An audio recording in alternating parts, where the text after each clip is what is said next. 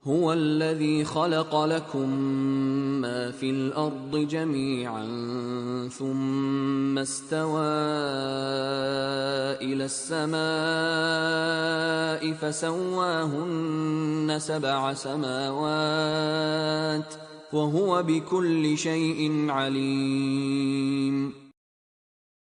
Dialah Allah yang menciptakan segala yang ada di bumi untukmu.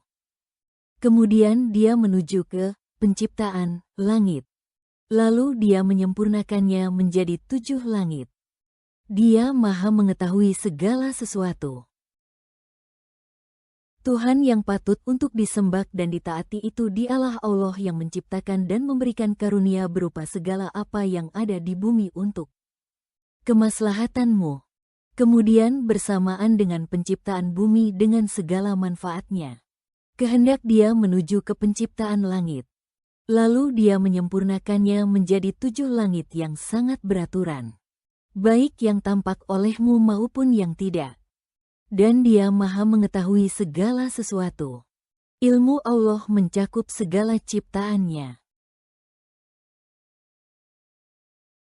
وَإِذْ قَالَ رَبُّكَ لِلْمَلَائِكَةِ إِنِّي جَاعِلٌ فِي الْأَرْضِ خَلِيفَةً قَالُوا أَتَجْعَلُ فِيهَا مَن يُفْسِدُ فِيهَا وَيَسْفِكُ الدِّمَاءَ وَنَحْنُ نُسَبِّحُ بِحَمْدِكَ وَنُقَدِّسُ لَكَ قَالَ إِنِّي أَعْلَمُ مَا لَا تَعْلَمُونَ. Ingatlah ketika Tuhanmu berfirman kepada para malaikat, "Aku hendak menjadikan khalifah di bumi." Mereka berkata, "Apakah engkau hendak menjadikan orang yang merusak dan menumpahkan darah di sana? Sedangkan kami bertasbih memujimu dan menyucikan namamu?" Dia berfirman, "Sesungguhnya aku mengetahui apa yang tidak kamu ketahui." Setelah pada ayat-ayat terdahulu Allah menjelaskan adanya kelompok manusia yang ingkar atau kafir kepadanya, maka pada ayat ini Allah menjelaskan asal-muasal manusia sehingga menjadi kafir, yaitu kejadian pada masa Nabi Adam. Dan ingatlah, wahai Rasul, satu kisah ketika Tuhanmu berfirman kepada para malaikat, "Aku hendak menjadikan khalifah," yakni manusia yang akan menjadi pemimpin dan penguasa di bumi. Khalifah itu akan terus berganti dari satu generasi ke generasi sampai hari kiamat nanti dalam rangka melestarikan bumi ini dan melaksanakan titah Allah yang berupa amanah atau tugas-tugas keagamaan. Para malaikat dengan serentak mengajukan pertanyaan kepada Allah untuk mengetahui lebih jauh tentang maksud Allah. Mereka berkata, "Apakah engkau hendak menjadikan orang yang memiliki kehendak atau ikhtiar dalam melakukan satu pekerjaan sehingga berpotensi merusak dan menumpahkan darah di sana dengan saling membunuh? Sedangkan kami bertasbih memujimu dan menyucikan namamu?" Malaikat menganggap bahwa diri merekalah yang patut untuk menjadi khalifah karena mereka adalah hamba Allah yang sangat patuh, selalu bertasbih, memuji Allah, dan menyucikannya dari sifat-sifat yang tidak layak baginya. Menanggapi pertanyaan malaikat tersebut, Allah berfirman, "Sungguh, aku mengetahui apa yang tidak kamu ketahui. Penciptaan manusia adalah rencana besar Allah di dunia ini. Allah Maha Tahu bahwa pada diri manusia terdapat hal-hal negatif sebagaimana yang dikhawatirkan oleh malaikat.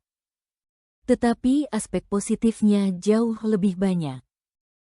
Dari sini bisa diambil pelajaran bahwa sebuah rencana besar yang mempunyai kemaslahatan yang besar jangan sampai gagal hanya karena kekhawatiran adanya unsur negatif yang lebih kecil pada rencana besar tersebut. وَعَلَّمَ آدَمَ الْأَسْمَاءَ كُلَّهَا ثُمَّ عَرَضَهُمْ عَلَى الْمَلَائِكَةِ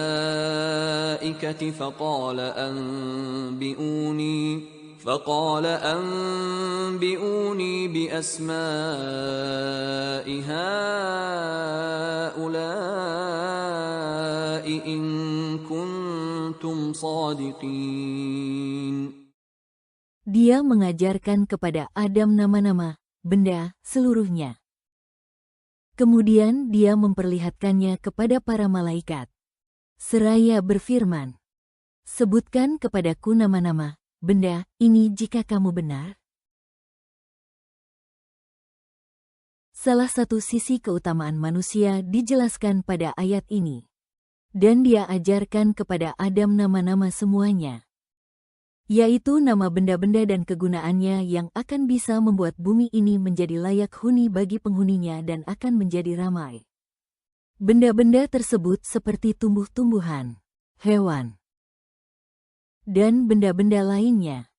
Kemudian dia perlihatkan benda-benda tersebut kepada para malaikat dan meminta mereka untuk menyebutkan namanya seraya berfirman, "Sebutkan kepadaku nama semua benda ini. Jika kamu yang benar." Allah ingin menampakkan kepada malaikat akan kepatutan Nabi Adam untuk menjadi khalifah di bumi ini. قالوا سبحانك لا علم لنا إلا ما علمتنا إنك أنت العليم الحكيم. Mereka menjawab, "Maha suci Engkau. Tidak ada pengetahuan bagi kami selain yang telah Engkau ajarkan kepada kami. Sesungguhnya Engkaulah yang Maha mengetahui lagi Maha bijaksana." Mereka, para malaikat, tidak sanggup menyebutkan nama benda-benda tersebut dan menjawab, "Maha suci Engkau dari segala kekurangan. Tidak ada yang kami ketahui selain apa yang telah Engkau ajarkan kepada kami.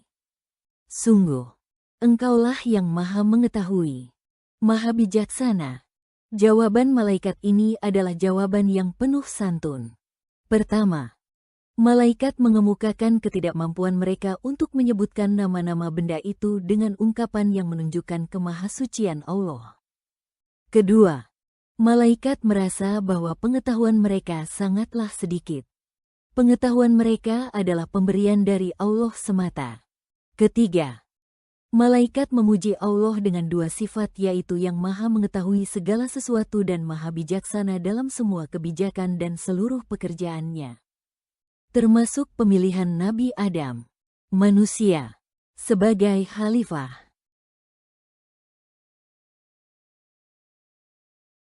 قال يا آدم أنبئهم بأسمائهم فلما أنبأهم بأسمائهم قال ألم أقل لكم إني أعلم غيب السماوات والأرض وأعلم ما تبدون وما كنتم تكتمون. Dia, Allah, berfirman, "Wahai Adam, beritahukanlah kepada mereka nama-nama benda itu." Setelah dia, Adam, menyebutkan nama-nama itu, dia berfirman, "Bukankah telah kukatakan kepadamu bahwa aku mengetahui rahasia langit dan bumi, dan aku mengetahui apa yang kamu nyatakan dan apa yang selalu kamu sembunyikan?" Kemudian Allah memberikan kesempatan kepada Nabi Adam untuk menyebutkan nama benda-benda yang telah Allah ajarkan kepadanya. Dia berfirman, "Wahai Adam, beritahukanlah kepada mereka nama-nama itu." Lalu Nabi Adam pun menyebutkan nama benda-benda itu dengan segala macam kegunaan dan manfaatnya. Pada saat itulah malaikat memahami bahwa manusialah yang pantas untuk menjadi khalifah di bumi ini. Setelah dia, Nabi Adam, menyebutkan nama-nama benda-benda tersebut dan apa manfaat dan kegunaannya, Allah berkata secara lebih tegas lagi tentang kebenaran rencana besarnya dan berfirman dengan nada pertanyaan. "Bukankah telah aku katakan kepadamu bahwa aku mengetahui rahasia langit dan bumi, dan aku mengetahui apa yang kamu nyatakan dan apa yang kamu sembunyikan?" Allah memberi dua alasan tentang penunjukan Nabi Adam menjadi khalifah. Pertama, bahwa Dia mengetahui rahasia di jagat raya, yaitu semua yang ada di langit dan bumi. Kedua, bahwa Allah mengetahui apa yang dipendam dalam diri malaikat dan juga hati manusia. Jika demikian, maka gagasan Allah untuk menjadikan manusia sebagai khalifah pasti mempunyai banyak hikmah. وَإِذْ قُلْنَا لِلْمَلَائِكَةِ اسْجُدُوا لِآدَمَ فَسَجَدُوا إِلَّا إِبْلِيسَ أَبَى وَاسْتَكْبَرَ وَكَانَ مِنَ الْكَافِرِينَ. Ingatlah ketika kami berfirman kepada para malaikat, "Sujudlah kamu kepada Adam," maka mereka pun sujud, kecuali iblis. Ia menolaknya dan menyombongkan diri, dan ia termasuk golongan kafir. Sebagai bentuk pengakuan malaikat akan keunggulan manusia atas mereka yang dinyatakan Allah pada ayat sebelumnya. Pada ayat ini Allah memerintahkan malaikat untuk bersujud hormat kepada Nabi Adam. Dan ingatlah ketika kami berfirman kepada para malaikat, "Sujudlah kamu," yakni hormatlah kepada Adam dengan menundukkan kepala atau badan. Bukan sujud ibadah. Mendengar perintah Allah ini, maka mereka, para malaikat, pun sujud, kecuali iblis. Iblis adalah makhluk dari jenis jin yang terbuat dari api. Iblis merasa dirinya lebih terhormat daripada Nabi Adam karena dia diciptakan dari api yang salah satu sifatnya adalah panas, membakar, dan membara.